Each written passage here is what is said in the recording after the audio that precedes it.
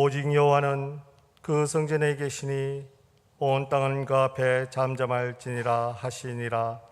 하나님은 영이시니 예배하는 자가 영과 진리로 예배할지니라. 아멘.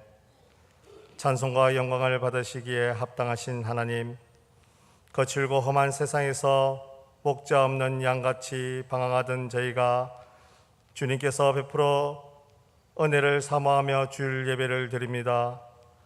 주님께서 복을 주시려고 고별하신 날에 몸과 마음을 온전히 들여서 예배하오니 기쁘게 받아 주옵소서.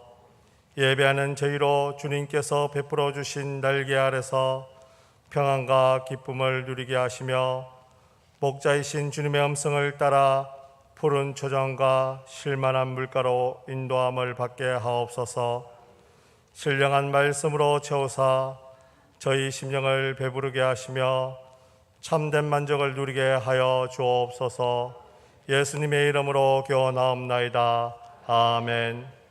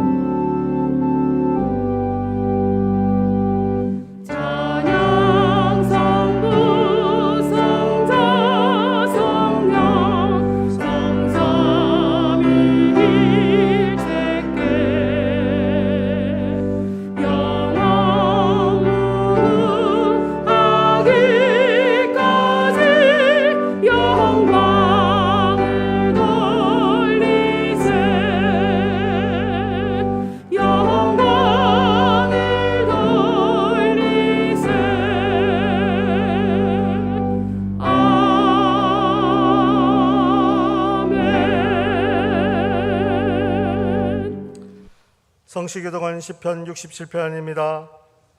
하나님은 우리에게 은혜를 베푸사 복을 주시고 그의 얼굴 빛을 우리에게 비추사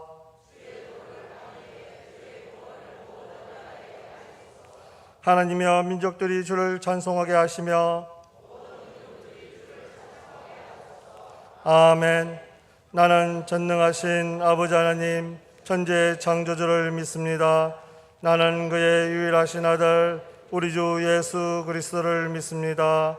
그는 성령으로 잉태되어 동정녀 마리아에게서 나시고 본디오 빌라도에게 고난을 받아 십자가에 못 박혀 죽으시고 장사된 지 사흘 만에 죽은 자 가운데서 다시 살아나셨으며 하늘에 오르시어 전능하신 아버지 하나님 우편에 앉아 계시다가 거기로부터 살아있는 자와 죽은 자를 심판하러 오십니다. 나는 성령을 믿으며 거룩한 공교회와 성도의 교제와 죄를 용서받는 것과 몸의 부활과 영생을 믿습니다. 아멘.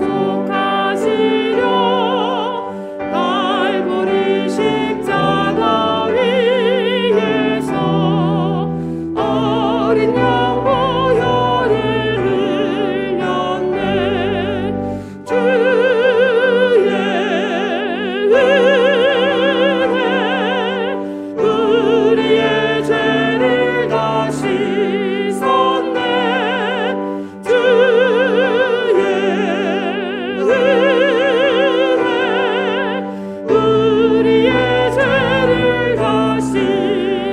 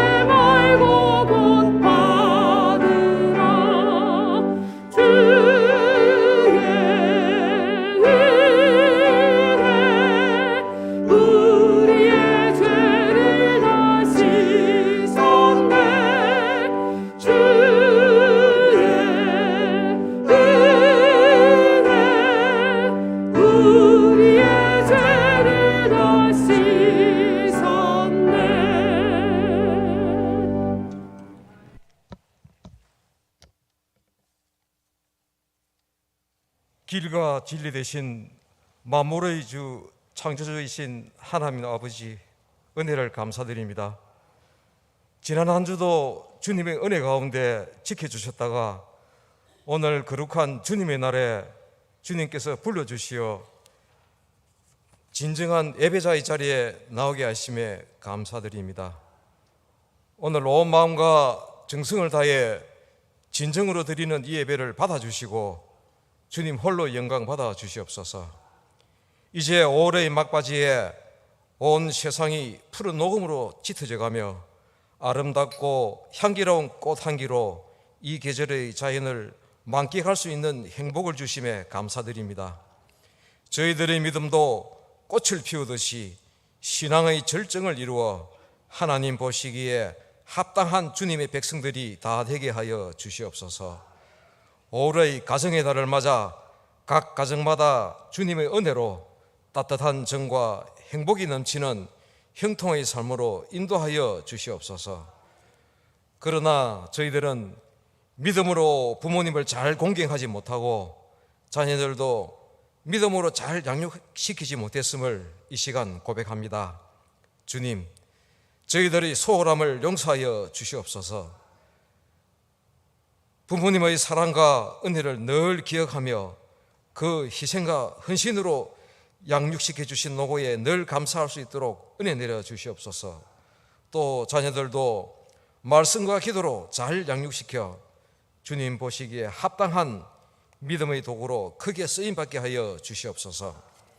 그리하여 주님의 사랑으로 부모님께는 늘 공경과 효도를 다하고 자녀들에게는 희생과 헌신을 통해 주님의 사랑을 전하는 복된 가정이 될 수 있도록 인도하여 주시옵소서. 또 부부간에는 서로 존중과 배려로 사랑이 가득한 행복한 동반자가 되게 인도하여 주시옵소서. 교회를 위해 기도드립니다. 그동안 코로나로 인하여 위축되었던 교회 예배가 온전하게 다시 회복하게 하시고 우리의 식었던 믿음도 다시 뜨겁게 일어나기를 원합니다. 새로운 목자의 인도로 식으신 우리의 영을 깨워서 다시 새로운 영으로 일구어 나가게 하여 주시옵소서. 그리하여 말씀과 기도로 다시 무장하여 예전처럼 교회가 다시 부흥하는 역사가 일어나게 하여 주시옵소서. 교회 학교를 위해 기도드립니다. 미대 세대인 우리 아이들과 청년들이 주님의 말씀과 기도로 잘 양육되어서 교회나 사회에 크게 쓰임받는 그들이 다 되게 하여 주시옵소서. 그리하여 주님께서 예배하신 원대한 계획대로 이 땅에 주님의 나라가 완성될 수 있도록 역사하여 주시옵소서. 나라를 위해 기도드립니다. 새롭게 탄생한 정부는 고물가의 힘들고 어려운 경제를 잘 극복하게 하여 주시고 협치와 양보가 없는 정치적 후진성을 점차 개선시켜 주시며 느슨해진 국토방위 체제를 다시 튼튼하게 만들어 주셔서 나라를 믿고 보다 더 안정된 삶을 살아갈 수 있도록 회복의 은혜를 내려 주시옵소서. 그리하여 신뢰와 믿음으로 우리 모두 하나가 되는 살기 좋은 나라 되게 하여 주시옵소서. 오늘 이 예배를 통하여 그동안 우리를 힘들게 했던 염려와 걱정이 모두 사라지고 기도의 문이 열리며 육신의 병과 마음의 병이 나음의 확신을 얻어 주님이 주시는 충만한 회복의 은혜를 체험하는 귀한 시간이 다 되게 하여 주시옵소서.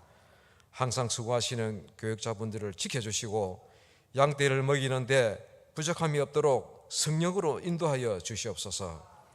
오늘 전하는 담임 목사님의 언약의 말씀을 붙잡고 나아가자라는 제목의 말씀을 통하여 우리의 메마른 심령에 생수와 같은 활력을 주시고 그 받은 은혜로 실천하며 말씀대로 나아가는 저희들이 다 되게 하여 주시옵소서. 한 주 동안 정성을 다하여 준비한 호산나 장대의 찬양을 받아주시고 주님 영광 받아주시옵소서. 교회의 각 처소에서 예배를 돕기 위해 수고하시는 봉사자들의 손길 위에 복의 복을 더하여 주시옵소서. 감사하고 거룩하신 우리 주 예수님 이름으로 기도드립니다. 아멘.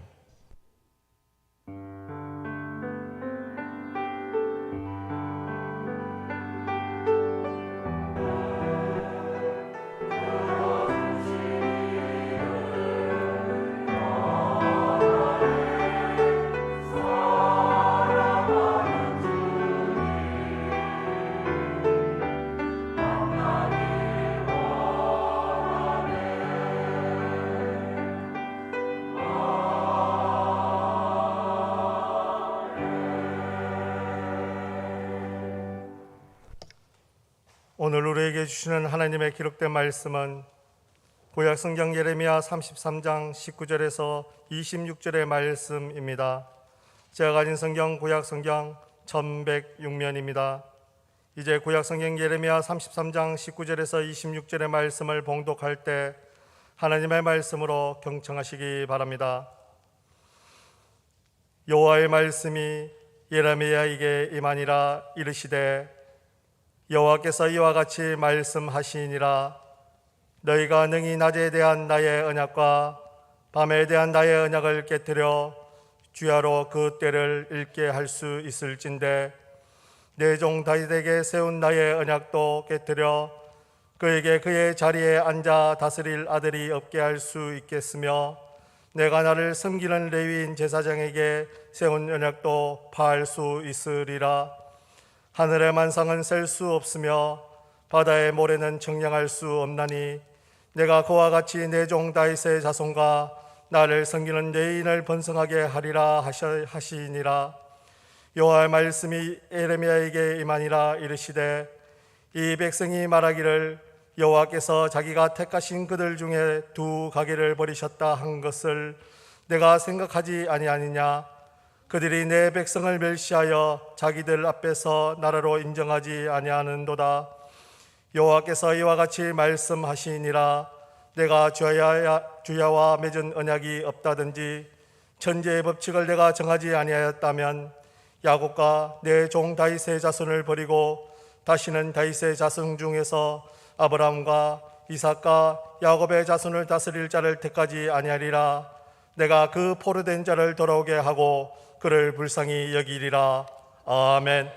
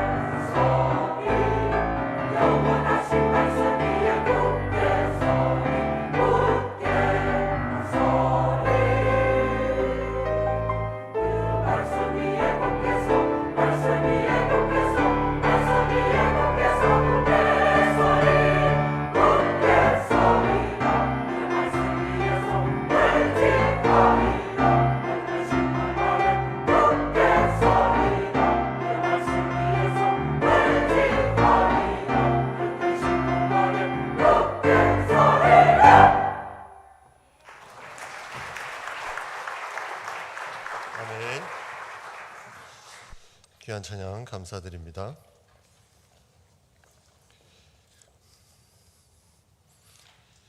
우리가 약속을 많이 합니다. 약속하면 떠오르는 단어가 몇 가지가 있는데 그 중에 하나가 스케줄입니다. 스케줄은 계획을 세우는 거죠. 내가 어떻게 누구를 만나고 어떤 이제 모임을 하고 또 내 자신과도 약속을 합니다. 내가 하루에 무엇을 운동을 얼마나 하겠다 뭐 이런 식으로 약속은 우리의 삶에 계속 이렇게 스케줄상으로 이루어지는 부분들이 있습니다. 또 하나의 약속하면 생각나는 부분은 파기입니다.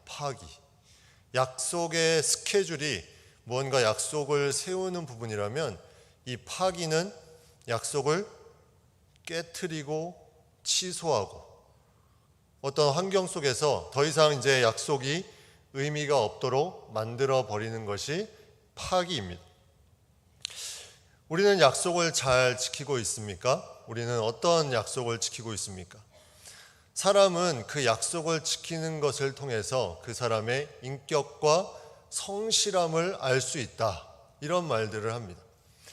그럴 수 있죠. 왜냐하면 약속을 지키는 것이 쉽지 않기 때문입니다. 약속을 지키는 것은 너무나 어려운 작업입니다. 쉽게 누군가에게 해주겠다 이렇게 말했지만 그 다음 주에는 까맣게 잊어버리고 못해주는 게 이게 인간의 모습이기 때문이죠. 지키지 못한다는 것은 어떤 인간의 연약함을 그대로 나타내고 있습니다. 이제 다음 주 수요일이 지방선거가 있는데 정치인들이 그렇게 신뢰를 주지 못하죠. 왜 그럴까요? 공약을 지키지 못하기 때문입니다. 근데 그 공약을 지키지 못하는 것이 그들이 일부러 그런 것이 아니라 정치인들이 일부러 그런 것이 아니라 그냥 인간이기 때문에 그런 거예요.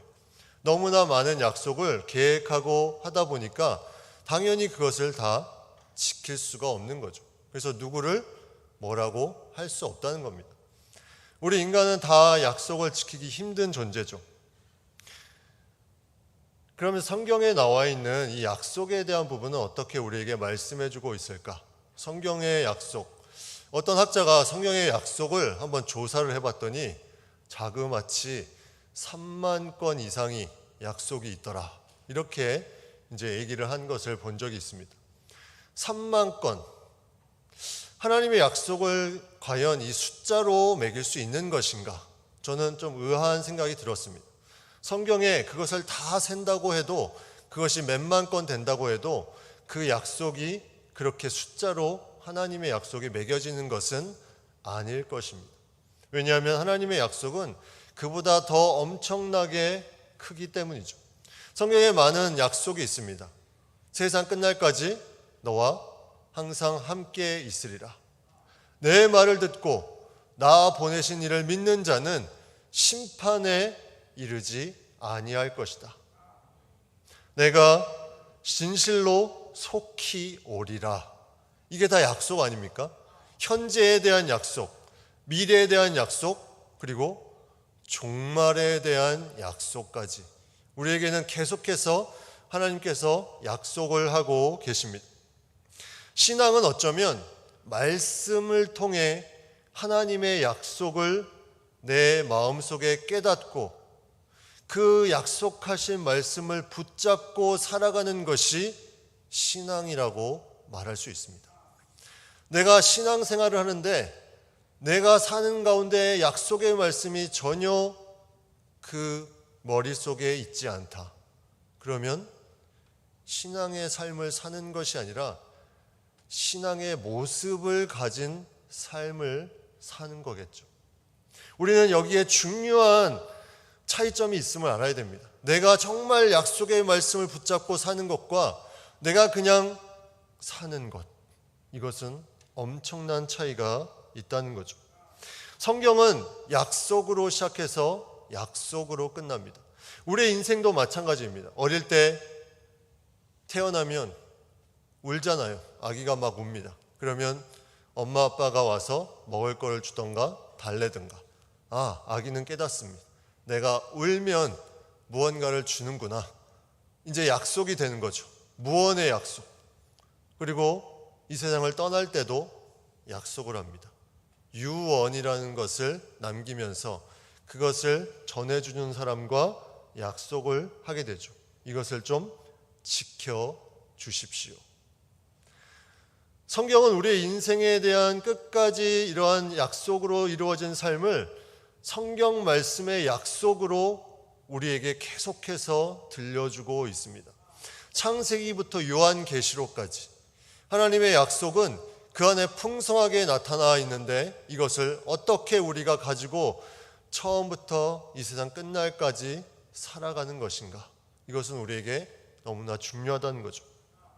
창세기 1장에 하나님의 첫 번째 약속이 나옵니다. 창세기 1장 29절 30절에 하나님이 이르시되 내가 온 지면에 씨 맺는 모든 채소와 씨 가진 열매 맺는 모든 나무를 너희에게 주노니 너희의 먹을거리가 되리라. 또 땅의 모든 짐승과 하늘의 모든 새와 생명이 있어 땅에 기는 모든 것에게는 내가 모든 푸른 풀을 먹을거리로 주노라 하시니 그대로 되니라. 주노라 약속했는데 그것이 그대로 되었다고 성경은 말씀하고 있습니다. 근데 성경에는 이 약속이라는 단어보다 비슷한 의미로 더 많은 단어가 나옵니다. 그 단어는 언약이라는 단어입니다. 언약. 언어도 틀리고 영어도 틀립니다. 약속은 promise, 그냥 우리가 인간과 인간이 하는 약속인데 이 언약은 covenant. 이 covenant는 인간과 인간이 하는 그냥 약속이 아니라 계약 관계에 있는 사람에게 주어지는 약속입니다. 그러니까 일반 사람들끼리는 언약을 할 수 없어요. 언약. 그 언약의 의미를 제대로 알면 언약을 할 수 없습니다. 이 언약은 하나님과 인간 사이의 계약 민족이라는 것을 토대로 해서 주어지는 약속, 이것이 언약입니다. 그래서 우리가 성경에 언약이라는 단어를 상당히 많이 보는데 그 중에 무지개 언약, 창세기 9장에 나오는 무지개 언약이 뭡니까? 바로 사람을 홍수로 모든 생물을 멸하지 않겠다. 그리고 아브라함에게 주셨던 햇불 언약, 내가 가는 그 땅을 너의 자손 대대로 주겠다. 그리고 다윗에게 주었던 소금 언약, 너의 후손의 왕위를 계속해서 허락하겠다. 이런 언약을 하나님의 백성들에게 계속해서 들려주고 있습니다. 이 언약을 주었다는 것 자체는 다시 말하면 우리가 특별한 존재다. 우리는 특별한 존재라는 것을 우리가 생각해야 된다는 거죠.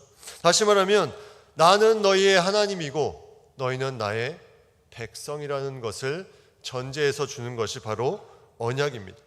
근데 우리는 이 언약에 대해서 좀 오해를 많이 합니다. 왜 이 약속을 하나님이 빨리 안 들어주실까? 성경에는 이 약속을 못 기다려서 힘들어하는 많은 사람들이 나옵니다. 그 중에 한 부류가 광야의 이스라엘 백성들이죠. 40년이라는 기간, 분명하게 가나안 땅을 준다고 약속하셨는데 10하루길만 가면 되는 그 땅을 40년 동안 돌아서 가게 됩니다. 그들에게 약속이라는 의미가 어떻게 여겨졌을까?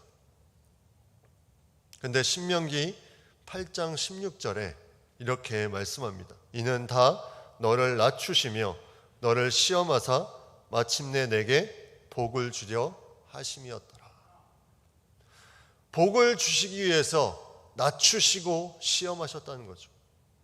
40년이라는 시간은 허송 세월이 아니라 너희를 낮추시고 너희를 계속 하나님의 사람으로 시험하고 그래서 복을 깨닫도록 하기 위해서 그 시간을 주셨다는 것입니다. 약속이 더딘 것에 대한 이유가 또 베드로후서 3장 9절에 나옵니다.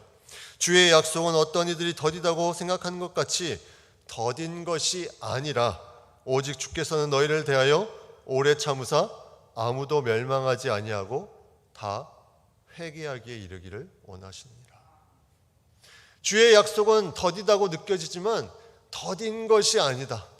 왜 더딘 것이 아니냐면 오래 참으사 아무도 멸망하지 않고 다 회개할 수 있도록 하나님이 그 시간이 필요했기 때문에 인간의 입장에서는 약속이 더딘 것처럼 보이지만 하나님은 구원의 역사를 이루고 계신다는 거죠. 또 약속이 더딘 이유가 또 하나 있습니다. 그거는 바로 인간의 죄 때문이에요. 인간의 죄.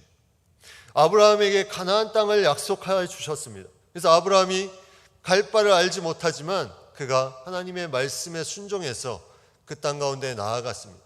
그런데 그 땅에 자손이 생기면서 시기하게 되고 요셉이 애굽으로 팔려나가게 되고 또 그것을 통해서 그들이 흉년이 들어서 애굽에서 자그마치 430년의 시간을 보냅니다.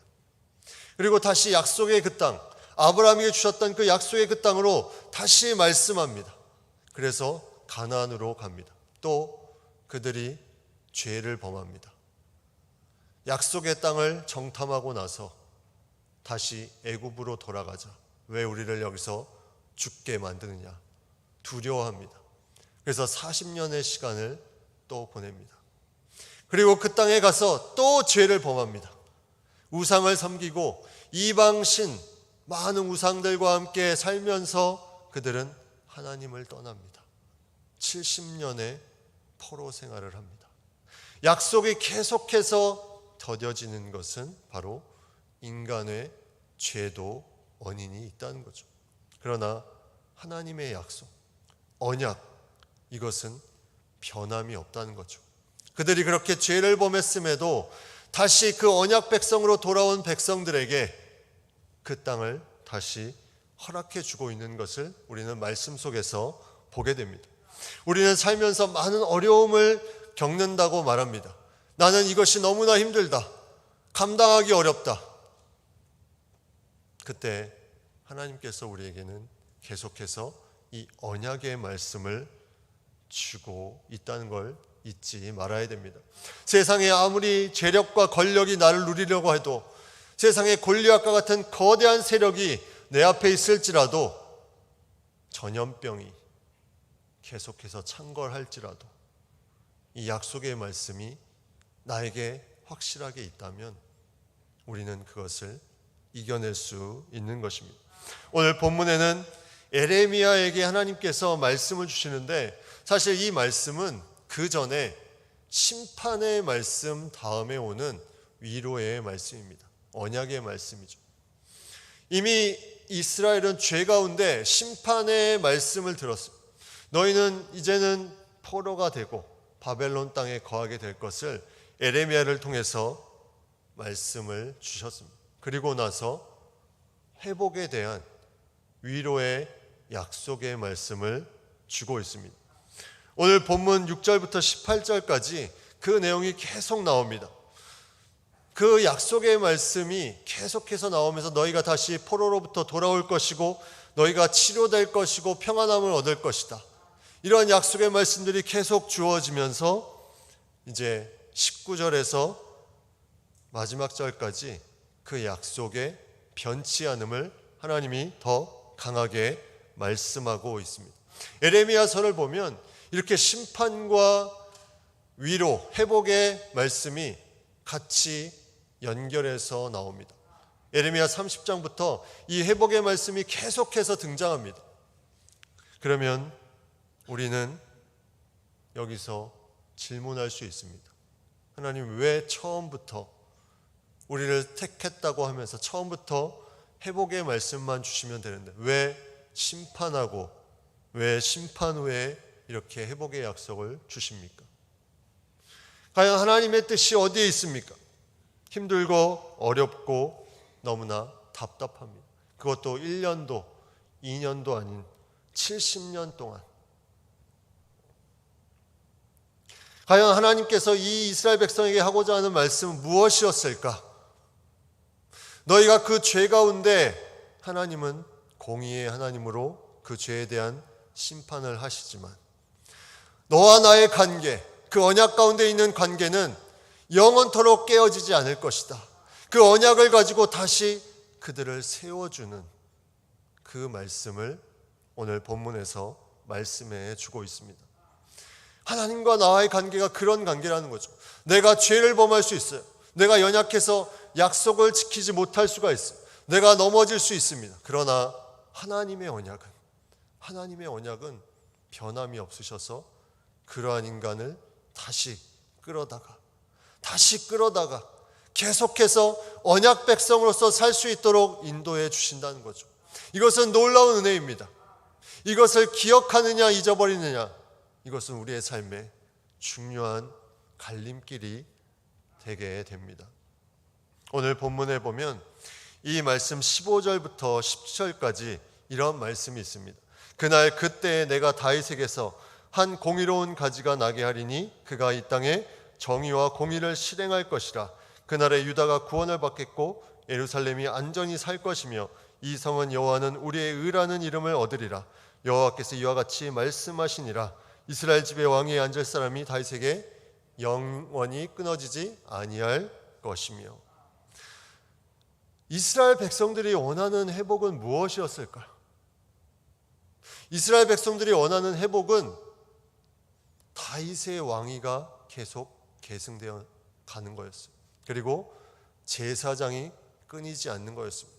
그들에게 중요한 두 신분, 왕과 제사장, 이것이 있으면 그들의 땅은 회복되고 평안할 것이다. 그들이 그거에 가지고 있는 사고였어요. 근데 놀랍게도 오늘 읽은 본문의 말씀 앞에 14절부터 끝절까지는 70인역이라는 히브리어를 헬라어로 옮긴 구약 성경의 가장 최근에 가장 오래된 판본이 되는 그 70인역에는 이 내용이 나와 있지 않습니다. 이게 무슨 의미일까요? 구약 성경의 판본 중에 가장 오래된 판본인데 그 안에 이 내용이 남아있지 않다. 헬라어로 번역한. 그런데 이 판본 외에 다른 원래 성경의 본문에 이 부분이 들어있다는 것은, 이 번역본 외에 원래 판본에 이 내용이 들어있다는 것은 이 부분이 이스라엘 사람들에게는 무언가 중요한 의미를 주고 있다는 거죠. 그 의미는 이스라엘 사람들이 원하는 그 회복, 이스라엘 사람들이 다윗과 제사장이라는 그 회복에 대한 약속에 대한 부분들을 계속해서 가지고 나가고 싶은 그런 부분들을 하나님이 알고 계셨다는 겁니다.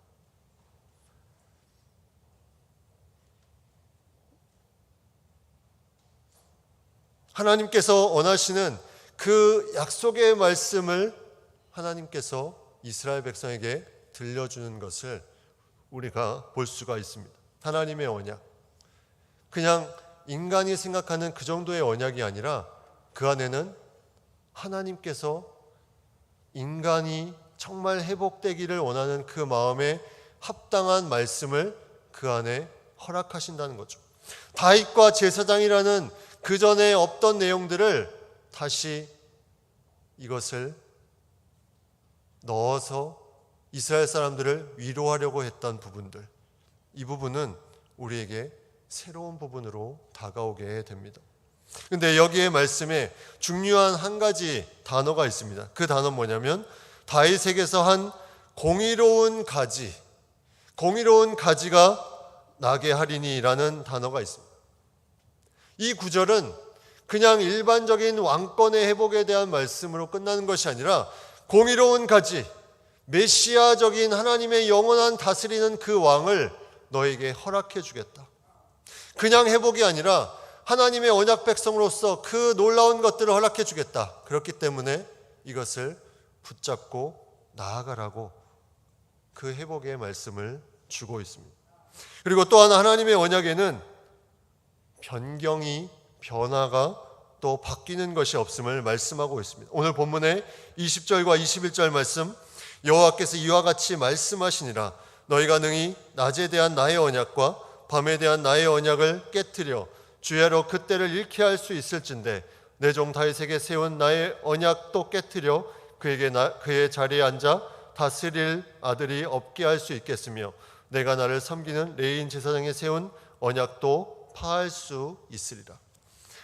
이게 무슨 말입니까? 낮과 밤에 대한 것이 너희가 그것을 잃게 할 수 있으면, 그것이 오지 않게 할 수 있으면 나의 언약도 깨트릴 수 있다. 그것을 할 수 없기 때문에 이 모든 것이 다 이루어진다는 것을 강하게 말씀하고 있습니다. 창조 시대에 만들었던 창조의 원리들, 낮과 밤, 여름과 겨울, 계속해서 움직이는 24시간, 이것은 우리가 의심하지 않습니다. 낮 다음에 밤이 올까 의심하지 않는다는 거죠. 마찬가지로 하나님의 언약도 우리가 의심할 이유가 없이 당연히 이루어짐을 오늘 말씀은 우리에게 말씀해 주고 있습니다. 22절도 계속해서 그 회복을 약속하십니다. 하늘의 만상은 셀 수 없으며 바다의 모래는 측량할 수 없나니 내가 그와 같이 내 종 다윗의 자손과 나를 섬기는 레위인을 번성하게 하리라 하시니라. 다윗과 레위인, 그들이 원했던 그런 약속, 회복에 대한 중요한 두 신분을 하나님께서 계속해서 말씀하고 있습니다. 그 말씀을 통해서 그들에게 진정한 회복의 언약의 말씀을 주고 있는 것을 보게 됩니다. 그런데 사람들은 그 심판의 말씀이 먼저 생각이 나죠. 심판에 대한 생각이 먼저 생각이 납니다.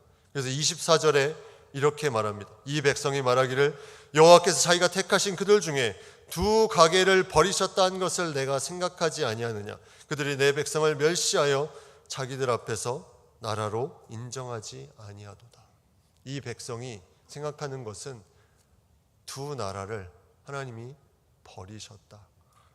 북이스라엘이 아수르에 멸망당하고 이 남유다가도 이제는 버림을 받았다.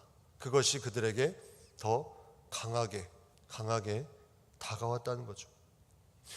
이거는 우리가 세상을 살면서 비슷한 마음을 많이 가지고 있는 것을 보게 됩니다. 어떤 상황입니까? 내가 그 언약의 말씀을 생각하지 않고 내가 당하는 어려움, 내가 당하는 그 힘든 것, 내가 고통당하는 것, 이것이 너무나 더 커서 두렵고 불안하고 떨리게 됩니다. 이스라엘 백성들이 오늘 본문에서 그 버리셨다 한 말처럼 그러한 마음까지도 들게 하는 그런 삶의 모습이 우리 가운데 있다는 거죠. 그러나 하나님께서는 계속해서 말씀합니다. 오늘 본문에 계속해서 말씀하면서 26절에는 이렇게 말씀합니다. 내가 주야와 맺은 언약이 없다든지 천지의 법칙을 내가 정하지 아니하였다면 야곱과 내 종 다윗의 자손을 버리고 다시는 다윗의 자손 중에서 아브라함과 이삭과 야곱의 자손을 다스릴 자를 택하지 아니하리라. 내가 그 포로된 자를 돌아오게 하고 그를 불쌍히 여기리라. 앞에 주셨던 말씀과 계속해서 연결해서 동일한 말씀을 주십니다. 내가 너와 맺은 언약이 없다든지 천지의 법칙을 정하지 않았다면 이것이 이루어지지 않지만 이루어질 것이다. 포로된 자를 돌아오게 하고 불쌍하게 여길 것이다. 그래서 예레미야 29장 11절에 이렇게 말씀합니다. 여호와의 말씀이니라. 너희를 향한 나의 생각을 내가 아나니 평안이요 재앙이 아니니라. 너에게 미래와 희망을 주는 것이니라. 미래와 희망을 주는 약속. 우리가 왜 이 약속의 말씀에 소홀히 합니까? 다른 이유보다 가장 근본적인 이유가 있습니다. 우리의 그 약속의 뿌리가 되는 근본적인 약속이 우리의 삶에 힘을 내지 못하기 때문에, 그 근본적인 약속은 요한복음 1장 12절 영접하는 자 곧 그 이름을 믿는 자들에게는 하나님의 자녀가 되는 권세를 주셨으니. 언약은 하나님의 자녀와 하나님과의 관계 속에서 이루어지는 약속이라고 했습니다. 그런데 하나님의 자녀의 권세를 우리에게 주셨습니다. 이미 약속을 받을 자격이 있습니다. 성경에는 많은 약속이 있습니다. 그런데 우리는 약속이 없는 삶처럼 살아가고 있습니다. 이게 왜 그럴까요? 하나님의 자녀되는 권세 없이 살기 때문입니다. 세상에 당당함이 없습니다. 세상의 그 무서운 것들에 쉽게 좌절하고 움츠러들고 위축됩니다. 하나님의 자녀의 약속된 삶을 살라고 하셨는데 우리가 그렇게 살지 못합니다. 너무나 쉽게 무너져 버립니다. 너무나 쉽게 타협합니다.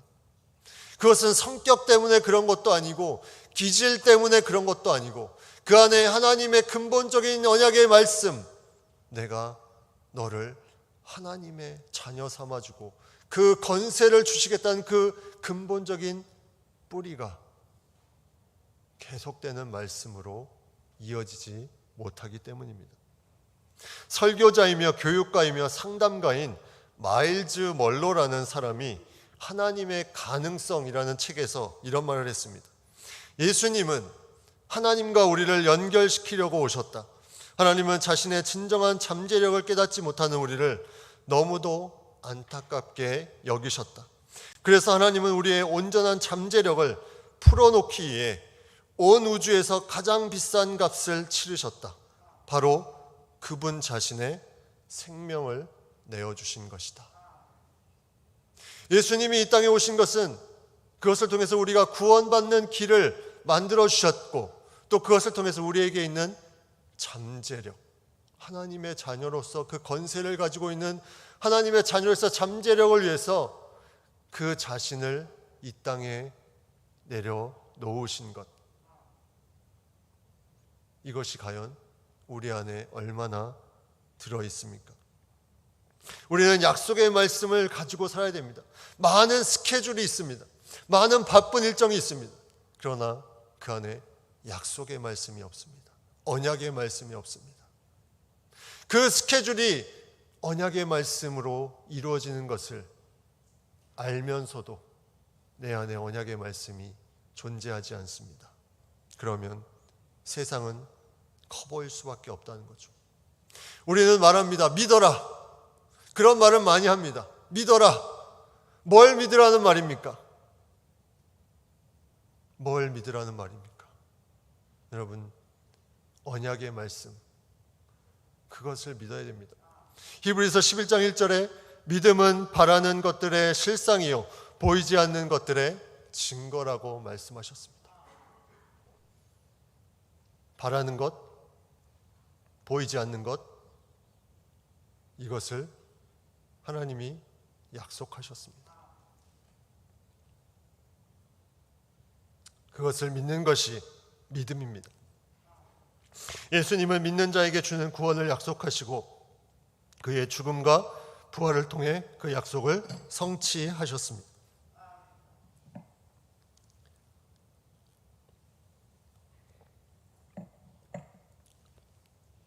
우리의 잠재력을 위해서 예수님을 이 땅에 보내셨습니다.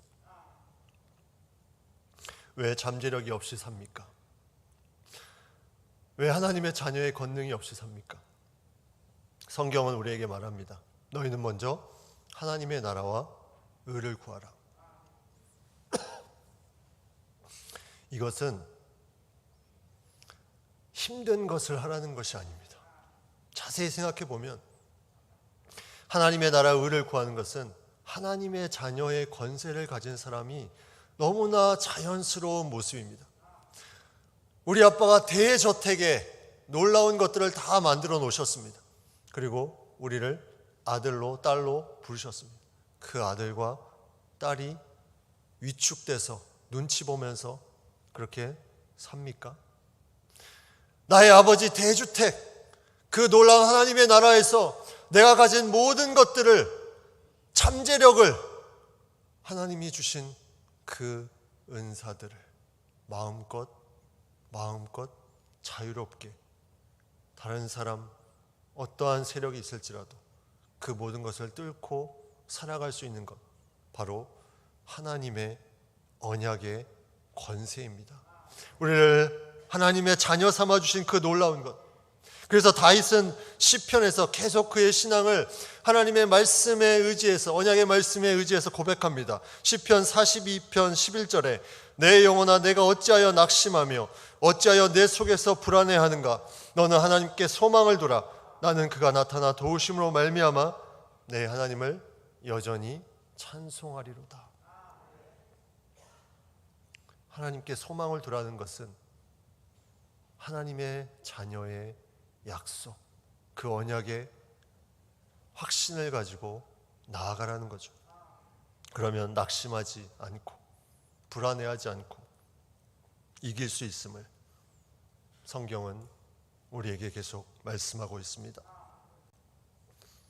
여러분, 삶에서 스케줄을 짤 때 그 한 주간에 언약의 말씀을 하나씩 기록해 보십시오. 그 언약의 말씀이 여러분을 새롭게 만들어 줄 겁니다. 그 믿음을 가지고 살아가는 우리 모두가 되기를 간절히 바랍니다. 하나님, 언약의 말씀을 저에게 너무나 놀라운 말씀들을 허락하셨습니다. 그러나 이 말씀을 우리가 잊고 살았습니다. 하나님, 이제 우리의 바쁜 일상이 아니라, 바쁜 스케줄이 아니라 하나님의 언약의 말씀에 바쁘게 하시고 그 말씀이 나의 중심이 되는 것에 바쁘게 하시며 그 말씀이 우리의 삶을 이끌어가는 것을 잃지 않게 하여 주시옵소서. 하나님의 나라와 의를 구하는 하나님의 자녀된 백성으로서의 삶을 자연스럽게 걸어 나아가는 저희의 삶이 되게 하여 주시옵소서. 예수님의 이름으로 기도드립니다. 아멘.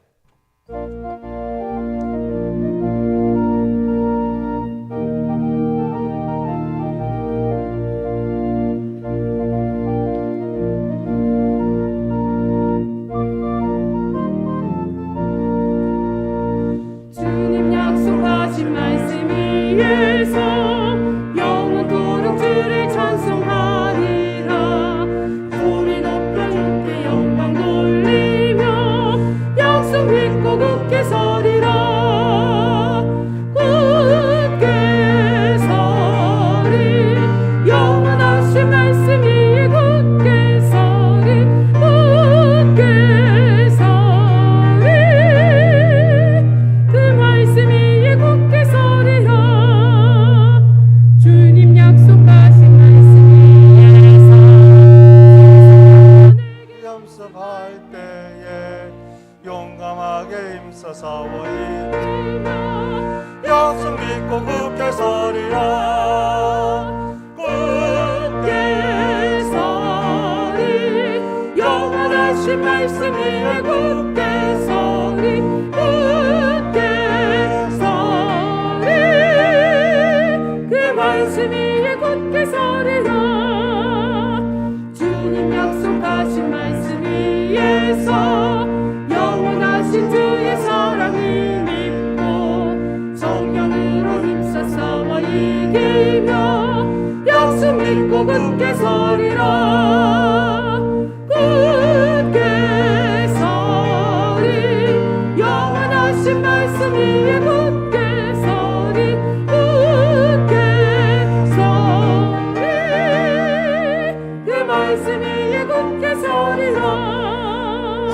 주님 약속하신 말씀 위에서 성령 인도하는 대로 행하며 주님 품에 항상 안식 얻으며 약속 믿고 굳게 서리라. 굳게 서리. 영원하신 말씀 위에 굳게 서리. 굳게 서리. 그 말씀 위에 굳게 서리라.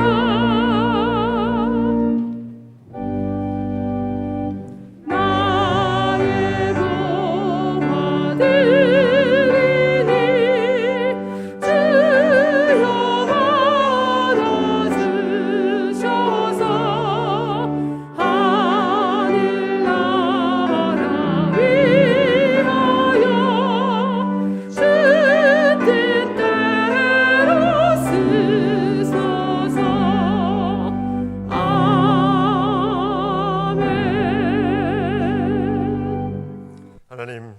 저희에게 놀라운 특권을 허락하시며 저희를 자녀 삼아 주신 그 은혜에 감사를 드립니다. 그 감사함으로 오늘도 당연한 마음으로 자녀된 마음으로 주님 앞에 예배하러 나와 주님께 경배와 찬양과 기도로 나아갑니다. 주님께서 저희의 모든 은혜를 주셔서 그 은혜에 저희가 작은 것을 주님 앞에 드리며 우리의 마음과 정성을 담아드리며 그 약속의 말씀을 붙잡고 나아가기를 결단하며 나아갑니다. 이 예물을 받으시고 이 예물이 쓰이는 곳마다 하나님의 구원의 역사, 언약이 이루어지는 역사, 영원히 소성케 되는 놀라운 역사를 이루어 주시옵소서.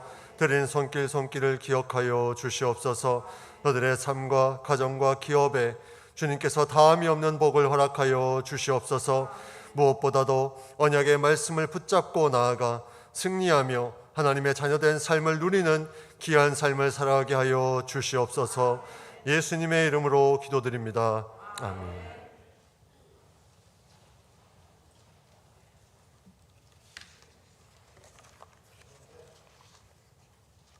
예배 자리에 또 온라인으로 예배 자리에 나오신 모든 성도님들을 환영하고 축복합니다.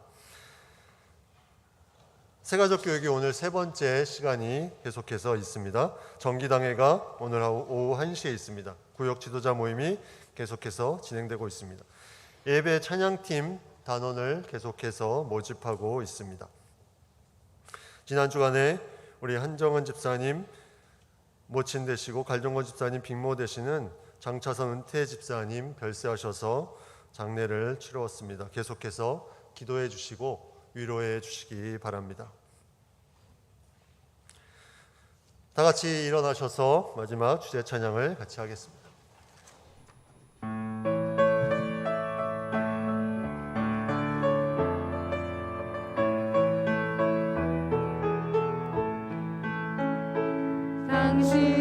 당신의 그 섬김이 전국에서 해같이 빛나리 당신의 그 겸손이 전국에서 해같이 빛나리 당신의 그 믿음이 전국에서 해같이 빛나리 당신의 그 충성이 전국에서 해같이 빛나리 주님이 기억하시면 족하리 예수님 사랑으로 가득한 모습 천사도 흠모하는 아름다운 그 모습 천국에서 해같이 빛나리 주님이 기억하시면 족하리 예수님 사랑으로 가득한 모습 천사도 흠모하는 아름다운 그 모습 천국에서 해같이 빛나리 천국에서 해같이 빛나리 우리 주 예수 그리스도의 은혜와 하나님 아버지의 놀라우신 사랑과 성령님의 감화 감동 역사 충만케 하심이 언약의 말씀을 붙잡고 나아가며 이 땅에서 하나님 자녀로서의 삶을 살기를 원하는 우리 모든 귀한 성도님들 한 사람 한 사람 위에 또 각 가정 위에 교회 위에 이 나라와 이 땅 위에 이제부터 영원토록 함께 하시기를 간절히 축원하옵나이다. 아멘.